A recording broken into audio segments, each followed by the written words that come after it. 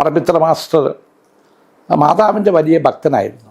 പിന്നീട് എറണാകുളത്ത് ഞാൻ വിദ്യാർത്ഥിയും അധ്യാപകരും രാഷ്ട്രീയ പ്രവർത്തകരുമായി പോയ സന്ദർഭത്തിൽ പെരുമാനൂർ പറമ്പിത്ര മാസ്റ്റർ വീട്ടിൽ പോയിട്ടുണ്ട്. അവിടെ മാതാവിൻ്റെ വിവിധ രൂപങ്ങൾ, ഫോട്ടോകൾ ഞാൻ കണ്ടിട്ടുണ്ട്. എനിക്ക് ഏറ്റവും കൂടുതൽ മാതാവിൻ്റെ ഫോട്ടോ ഞാൻ കണ്ടത് പറമ്പിത്ര മാസ്റ്റർ വീട്ടിലാണ്. അപ്പോൾ ഇങ്ങനെ മാതാവിൻ്റെ ഭക്തനായ പറമ്പിത്ര മാസ്റ്റർ എല്ലാ ഒന്നാം വെള്ളിയാഴ്ചയും വൈകുന്നേരം ക്ലാസ് കഴിഞ്ഞാൽ ക്രൈസ്തവ വിദ്യാർത്ഥികളെ സെൻറ്റ് പീറ്റേഴ്സ് പള്ളിയിൽ കൊണ്ടുപോയി കൊന്ത നമസ്കാരത്തിൽ പങ്കുചേരും. അന്ന് ഈ പരുക്കൻ നിലമാണ്, ആ നിലത്ത് മുട്ടുകുത്തി നിൽക്കണം. ഞങ്ങളുടെ കുട്ടികളെ സംബന്ധിച്ചിടത്തോളം ഏകദേശം ഒരു 45 മിനിറ്റ് മുട്ടുകുത്തി നിൽക്കാമെന്ന് ഇച്ചിരി ബുദ്ധിമുട്ടാണ്. എങ്കിലും സാറ് പുറകിൽ നിൽക്കുമ്പോൾ ഒരു ഭയവും അതോടൊപ്പം ഭക്തിയും ചേർന്ന് ഞങ്ങൾ ആ പ്രാർത്ഥനയിൽ പങ്കുചേരും. ഇതുപോലെ തന്നെ ആയിരുന്നു എല്ലാ മാസവും ഏതെങ്കിലും ഒരു വെള്ളിയാഴ്ച ഈ സ്കൂളിൽ പ്രസംഗം, ഗാനമത്സരം, പാട്ട്, മറ്റു പരിപാടികൾ, കലാപരിപാടികൾ ഇതെല്ലാം നടത്തുമായിരുന്നു. അപ്പോൾ അന്ന് പറമ്പിത്ര മാസ്റ്ററേയും അതിനുശേഷം കെ ടി റോക്കി മാസ്റ്ററേയും നോട്ടീസ് വരും ഞങ്ങളുടെ ക്ലാസ് റൂമിലേക്ക്. The girls should sit on the verandah and boys under the mango tree. അന്ന് സെൻറ്റ് പീറ്റേഴ്സ് ഹൈസ്കൂൾ, റോഡിൻ്റെ പടിഞ്ഞാറ് വശത്ത് ഹൈസ്കൂളാണ്, കിഴക്ക് വശത്ത് പ്രൈമറി സ്കൂളാണ്. അപ്പോൾ ആ ഹൈസ്കൂളിൻ്റെ പടിഞ്ഞാറ് വശത്ത് ഹൈസ്കൂളിൽ നടുക്കൊരു മാവുണ്ട്. അതിപ്പോൾ ആ മാവുണ്ട്, ചരിത്രപ്രസിദ്ധമായ മാവാണ്. എൻ്റെ അപ്പൻ പഠിച്ചപ്പോൾ മാവുണ്ട്, എൻ്റെ ജ്യേഷ്ഠനും എൻ്റെ അനിയനും പഠിച്ചപ്പോൾ മാവുണ്ട്. ഇപ്പോൾ ഞാൻ ചെല്ലുമ്പോഴും ആ മാവ് ഇങ്ങനെ ഒരു വലിയ ആകർഷകമായ മരമായി ഇവിടെ നിൽക്കുക. അപ്പം അതിൻ്റെ അടിയിലിരുന്നാണ് ഞങ്ങൾ പ്രസംഗ മത്സരത്തിൽ പങ്കുചേരുന്നു, മിമിക്രിയിൽ പങ്കുചേരുന്നു, ഗാന പരിപാടികൾ, ലേഖനങ്ങൾ എഴുതൽ. അപ്പോൾ ഞാനിന്ന് ഓർക്കുന്നു, ഞാൻ 8ാം ക്ലാസ്സിൽ പഠിക്കുമ്പോൾ ആരോഗ്യത്തെക്കുറിച്ച്, ഹെൽത്ത്, അതിനെക്കുറിച്ച് ഇംഗ്ലീഷിൽ ഒരു എസ്സേ എഴുതണം എന്ന് പറഞ്ഞു. അപ്പം ഞങ്ങളൊക്കെ ഇങ്ങനെ എഴുതി. അത് അന്ന് വാല്യൂ ചെയ്യുന്നത് പറമ്പിത്ര മാസ്റ്റർ. അപ്പോൾ ഒരു ദിവസം എന്നോട് പറമ്പിത്ര മാസ്റ്റർ വിളിക്കുന്നു എന്ന് പറഞ്ഞപ്പോൾ ഞാൻ ഭയപ്പെട്ട് സാറിൻ്റെ അടുത്തേക്ക് പോയി. കാരണം അവിടെ ഒരു മലാക്ക ചുരുളുണ്ട്, മലാക്കയിൽ നിന്നും കൊണ്ടുവന്ന ചുരുളുണ്ട്. അത് ഉപയോഗിച്ചാണ് പറമ്പിത്ര മാസ്റ്ററും റോക്കി മാസ്റ്ററും ഒക്കെ തല്ലുന്നത്. അന്ന് കുട്ടികൾ എവിടെ വെച്ച് ദേഷ്യപ്പെട്ടാലോ പഠിക്കാതെ വന്നാലോ ഒക്കെ ഈ മലാക്ക കൊണ്ടാണ് പ്രയോഗിക്കുന്നത്. അതിനാർക്കും പരിഭവങ്ങളൊന്നുമില്ല. ചില ആളുകൾ തുടക്ക് പിച്ചും, ചില ചെവിയിൽ പിച്ചും. പക്ഷെ അതൊന്നും ആരും ഒരു തെറ്റായിട്ട് ഇന്നത്തെ പോലെ ഒരു അധ്യാപകർ ഒരു വിദ്യാർത്ഥിയെ പിച്ചുകയോ തല്ലുകയോ പിണങ്ങുകയോ ചെയ്താൽ അതൊരു പീഡനമായി കാണുന്ന കാര്യമായിരുന്നില്ല. അതൊക്കെ അധ്യാപകരുടെ ഉത്തരവാദിത്വമാണ്, അത് കുട്ടികൾ അനുഭവിക്കണം എന്ന ഒരു കാഴ്ചപ്പാടാണെന്നുള്ളതാണ്. അപ്പോൾ ഞാനങ്ങനെ ഭയപ്പെട്ട് അങ്ങോട്ട് ചെന്നു. എന്നോട് പറഞ്ഞു, തൻ്റെ എസ്സേ നന്നായിട്ടുണ്ട്, ഹെൽത്ത് ഈസ് വെൽത്ത്. അതായിരുന്നു എൻ്റെ ഒരു സെൻറ്റൻസ്. അതിൻ്റെ എന്നോട് പറഞ്ഞു, നന്നായിട്ടുണ്ട്, ആശയം നല്ലത്, പക്ഷേ സ്പെല്ലിംഗ് ഒന്ന് ശ്രദ്ധിക്കണം. എനിക്ക് തോന്നുന്നു എൻ്റെ പിന്നീടുള്ള ജീവിതത്തിൽ ഞാൻ തേവരക്കുളം വിദ്യാർത്ഥിയായി, അധ്യാപകനായി, പാർലമെൻ്റ് അംഗമായി എൻ്റെ ഇംഗ്ലീഷിന് രൂപം നൽകിയത് പറമ്പിത്ര മാസ്റ്ററും അതുപോലെ തന്നെ റോക്കി സാറുമാണ്. കുമ്പളങ്ങിയെ പോലെ ഒരു ഗ്രാമത്തിൽ നിന്നും പഠിച്ചു വന്ന ഒരാൾ പാർലമെൻറ്റിൽ ഇംഗ്ലീഷിൽ പ്രവർത്തിക്കാൻ കഴിയുക, പല ആഗോള സമ്മേളനങ്ങൾ പ്രസംഗിക്കാൻ കഴിയുക, അത് ഭയമില്ലാതെ പ്രസംഗിക്കാൻ കഴിയുക. അതിന് കാരണം ഒന്ന് കുമ്പളങ്ങിയിലെ ഈ അണ്ടർ ദ മാംഗോ ട്രീ നടത്തിയ പ്രസംഗ മത്സരങ്ങൾ, പറമ്പിത്ര മാസ്റ്ററും റോക്കി മാസ്റ്ററും ഉൾപ്പെടെയുള്ളവരുടെ നടത്തിയ പരിശീലനം ആണ് എന്ന് എനിക്ക് നല്ല ബോധ്യമുണ്ട്. അതുപോലെ ആനിവേഴ്സറി വളരെ ഗംഭീരമായിട്ട് ഞങ്ങൾ ആനിവേഴ്സറി നടത്തുന്നു. 3 ദിവസത്തെ പരിപാടിയാണ്. നാടകം, ഡാൻസ്, പാട്ട്, ഗ്രാമം മുഴുവൻ വരും. അന്ന് സംസ്ഥാനത്തെ പ്രധാനപ്പെട്ട ആളുകൾ ആ പരിപാടിക്ക് വരുന്നത്. സ്പീക്കർ വന്നിട്ടുണ്ട്, മന്ത്രിമാർ വന്നിട്ടുണ്ട്, കൊച്ചി മഹാരാജാവ് വന്നിട്ടുണ്ട്. അന്ന് കൊച്ചി മഹാരാജാവിനെ കൊണ്ടുവരാൻ വേണ്ടി കൊച്ചി എറണാകുളം പെരുമ്പടപ്പ് കുമ്പളങ്ങി പാലം അന്നില്ല. അവിടെ കടത്തുകടവിൽ രാജാവിൻ്റെ കാറ് വന്ന് അദ്ദേഹത്തെ ചങ്ങാടത്തിൽ കയറ്റി ഇക്കരെ കുമ്പളങ്ങി വടക്കേ കടത്തുകടവിൽ കൊണ്ടുവന്ന് ആ കടത്തുകടവ് മുതൽ കുമ്പളങ്ങി സെൻറ്റ് പീറ്റേഴ്സ് സ്കൂൾ നട വരെ, സ്കൂളിൽ പള്ളിയും സ്കൂൾ നട ഒന്ന് തന്നെയാണ്, വെള്ള മണൽ വീഴ്ച്ചു. എന്നിട്ട് ആ ഒരു കാറിൽ മഹാരാജാവ് വരുന്നത്. പക്ഷെ ഞങ്ങളെല്ലാം കുട്ടികളിലേക്ക് ശ്രദ്ധ ആകർഷിച്ചത് ഈ കാറിൻ്റെ മുമ്പിൽ ഒരു വടിയും പിടിച്ച് പ്രത്യേക രീതിയിലുള്ള വസ്ത്രങ്ങളും കളർ വസ്ത്രങ്ങളും ധരിച്ച് നടക്കുന്ന ഒരാളാണ്. എല്ലാം ഒക്കെ ഉണ്ട്. അപ്പം ഞങ്ങൾ അദ്ദേഹത്തെ നോക്കി ഇങ്ങനെ വണങ്ങി. ഞങ്ങളുടെ വിചാരം അദ്ദേഹമാണ് രാജാവ്, കിരീടവും പിടിച്ച് ചെങ്കോലും പിടിച്ച് ധരിച്ച് കിരീടം ധരിച്ച് ചെങ്കോൽ പിടിച്ച് വരുന്നു എന്നാണ് ഞങ്ങൾ വിചാരിച്ചത്. പക്ഷെ പിന്നെയാണ് മനസ്സിലാക്കിയത് രാജാവ് കാറിലിരിക്കുക, ചിലപ്പോൾ പ്രായമുണ്ട്. അന്ന് കുമ്പളങ്ങി സെൻറ്റ് പീറ്റേഴ്സ് ഗ്രൗണ്ടിൽ 2 സ്റ്റേജാണ്, ഇന്നും ഞാൻ ഓർക്കുന്നുണ്ട്. ഒന്നൊരു ചെറിയ സ്റ്റേജ്, അതിനകത്ത് മഹാരാജാവ് ഒരു പ്രത്യേക സിംഹാസനം പോലെ കസേരയിൽ ഇരിക്കുന്നു. പറമ്പിത്ര മാസ്റ്റർ അരയിൽ മുണ്ട്, 2ാം മുണ്ട് കെട്ടി താഴെ പടിയുടെ താഴെ ഇരിക്കുന്നു. തൊട്ടിപ്പുറത്ത് മറ്റൊരു സ്റ്റേജ്. ആ സ്റ്റേജിൽ അന്നത്തെ പ്രസിദ്ധ പ്രാസംഗികനായ മാത്യു ഉലകന്തർ സാറിനെ പോലുള്ള പ്രാസംഗികരുണ്ട്. അങ്ങനെ മഹാരാജാവിനെ കൊണ്ടുവന്ന് സ്വീകരിച്ചു.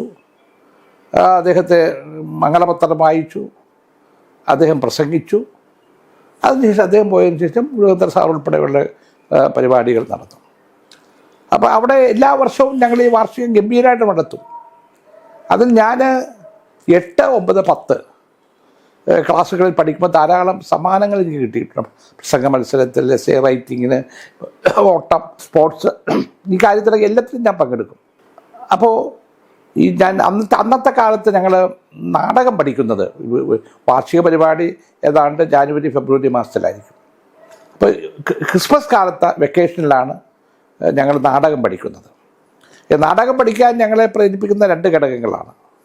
ഒന്ന്, ഞങ്ങൾക്കിഷ്ടമുള്ള CL ജോസിൻ്റെ നക്ഷത്ര വിളക്ക് ഉൾപ്പെടെയുള്ള നാടകങ്ങളാണ് പഠിക്കേണ്ടത്. പഠിക്കാൻ എളുപ്പമാണ്. അന്ന് പലപ്പോഴും എനിക്ക് പെൺവേഷമാണ്, ഞാൻ അന്ന് കാണാൻ കൊള്ളാവുന്ന ഒരു സുന്ദരി വേഷത്തിന് പറ്റിയ ഒരാളായിട്ടാണ് അത് കണ്ടിരുന്നത്. അപ്പോൾ എന്നെയാണ് പലപ്പോഴും ഒരു സ്ത്രീ വേഷത്തിന് ഞാനാണ് സ്ത്രീ വേഷത്തിന് വരുന്നത്. അപ്പോൾ അങ്ങനെ CL ജോസിൻ്റെ നാടകം അത് ഞങ്ങൾ പഠിക്കും, നക്ഷത്ര വിളക്ക് ഉൾപ്പെടെ. ഇത് പഠിക്കുന്ന ആ കാലഘട്ടത്തിൽ സ്കൂളിൽ നമ്മൾ ഉച്ച കഴിഞ്ഞ് ചെല്ലണം. അത് പറഞ്ഞു തരാൻ അധ്യാപകരുണ്ട്, പ്രോംപ്റ്റ് ചെയ്യാൻ അധ്യാപകരുണ്ട്. അപ്പോൾ വൈകുന്നേരം 4 മണിയാകുമ്പോൾ ഞങ്ങൾക്കൊരു ചായ, പാൽ ചായയും ഒരു വലിയ പഴംപൊരിയും കിട്ടും. അപ്പം അന്നത്തെ കാലത്തൊക്കെ ഇപ്പോൾ ഒരു പഴംപൊരി കിട്ടുക എന്ന് പറഞ്ഞാൽ വലിയ കാര്യമാണ്. അപ്പോൾ ആ പഴംപൊരി കഴിക്കുന്നതിനും ചായ കുടിക്കുന്നതൊക്കെ കൂടിയാണ് ഞങ്ങൾ പോകുന്നത്. പിന്നീട് ഈ വാർഷിക പരിപാടി നടന്നപ്പോൾ ഞങ്ങളൊക്കെയാണല്ലോ നാടകത്തിൻ്റെ പ്രധാനപ്പെട്ട നടന്മാർ. അപ്പോൾ അതിൽ പങ്കെടുക്കുന്നൊരു സന്തോഷം. ഇത് മാത്രമല്ല, പലപ്പോഴും ഞങ്ങളൊക്കെ തന്നെ നാട്ടിൽ നാടകം എഴുതി കലാകാരന്മാരായിട്ട് അഭിനയിച്ചിട്ടുണ്ട്. ഒരിക്കലും ഞാൻ എൻ്റെ വീടിൻ്റെ അടുത്ത് ഇതുപോലൊരു ക്രിസ്മസ് കാലത്ത് ഞങ്ങൾ കുട്ടികളെ ഞാൻ കൂടി ഒരു നാടകം ഉണ്ടാക്കി. അതിൽ ഞാൻ കേന്ദ്രമന്ത്രിയായിട്ടാണ് വരുന്നത്. അപ്പോൾ ഇന്നും ഞാൻ ഓർക്കുന്നുണ്ട്, അതിൻ്റെ ഒരു ഷുഗർ ഫാക്ടറി ഉദ്ഘാടനമാണ് എനിക്കുള്ളത്. അപ്പോൾ എൻ്റെ വീടിൻ്റെ തൊട്ട് മുന്നിൽ വള്ളനാട്ട് സെബാസ്റ്റ്യൻ, അദ്ദേഹമാണ് മെഷീൻ. അദ്ദേഹം ഇങ്ങനെ കുഞ്ഞ് നിൽക്കും.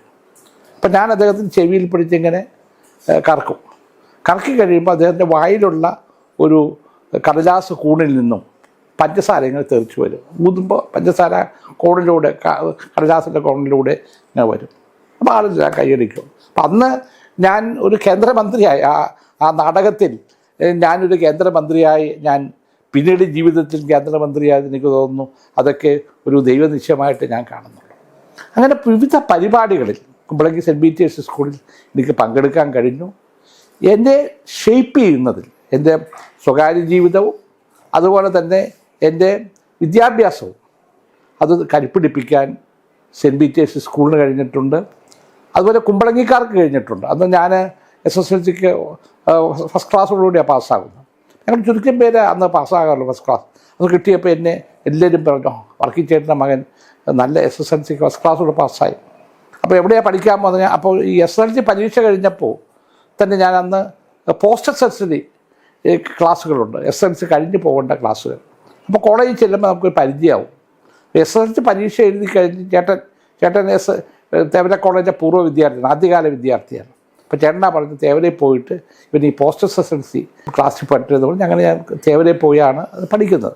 അപ്പോൾ അതപ്പോൾ അത് കുമ്പളങ്ങി വാർത്തയാണ്, വർക്കിച്ചേട്ടൻ്റെ മകൻ ഇപ്പോഴേ കോളേജിൽ പോകാൻ തുടങ്ങി എന്നുള്ള വാർത്ത. അങ്ങനെ കുമ്പളങ്ങിയിലാണ് എൻ്റെ ആദ്യകാല ജീവിതത്തിൻ്റെ ഒരു തുടക്കം, ഒരു ബന്ധം, ഒരു സ്നേഹം, ഞങ്ങൾ തമ്മിലുള്ള ബന്ധം, ആളുകൾ തമ്മിലുള്ള ബന്ധം. ഒരു ദൈവവിശ്വാസം.